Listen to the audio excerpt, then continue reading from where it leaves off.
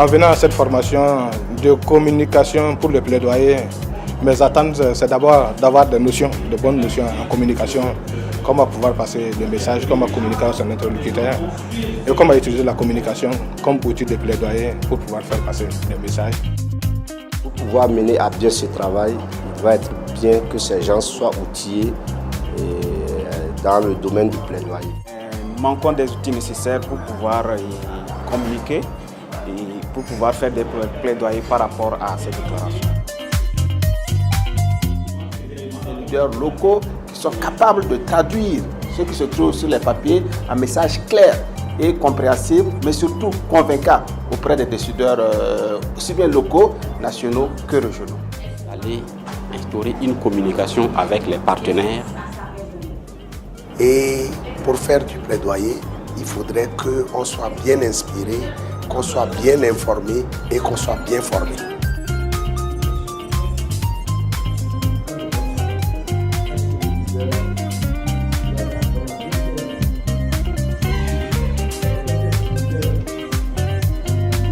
Presque 5 jours, nous sommes au dernier jour d'apprentissage où ont été alternés des cours théoriques et puis des exercices pratiques.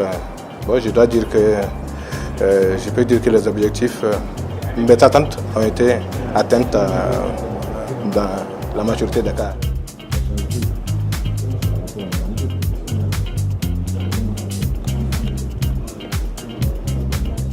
Un bon leader passe environ 80% de son temps à communiquer. Donc pour dire que la communication est importante, c'est vraiment le socle du leadership.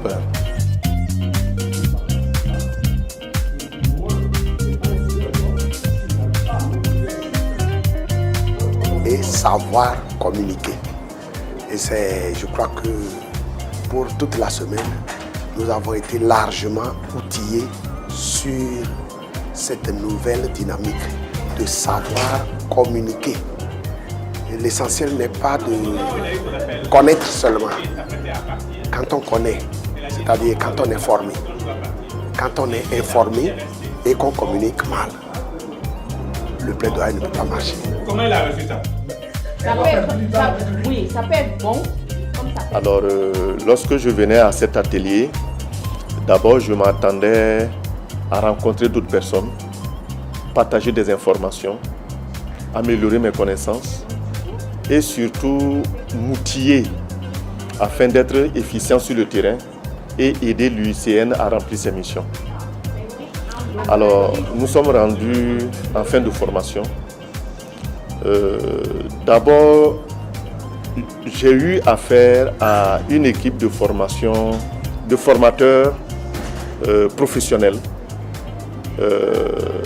Ce sont des nationaux, ça m'a beaucoup surpris vu vraiment la qualité de leurs prestations.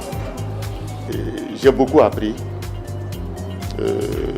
au niveau des outils, le comportement, le leadership et ça aide également au niveau de la vie active.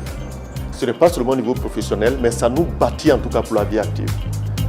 Si cette formation pouvait être étendue à d'autres organisations, à la société civile et surtout à la jeunesse, on connaîtra dans les années à venir beaucoup d'améliorations, point de vue comportemental, point de vue civisme. De faire tout et tout pour adopter le code foncier, mais au niveau de... Et au fur et à mesure, pendant cette formation, on a vu changer les attitudes, la remise en question, les pratiques. Ils posent des questions et on voit qu'ils sont ouverts plus qu'au début. Donc, en réalité, c'est ça. La fin était plus difficile parce qu'on est fatigué une semaine, mais quand même, je dois saluer le courage que les participants ont eu. Ils étaient fatigués, mais ils disaient, on est fatigué, mais on va tenir parce que ce que vous dites est vraiment intéressant et on sent que c'est très important pour ce que nous voulons faire. Et ça, c'est le rêve de tout formateur.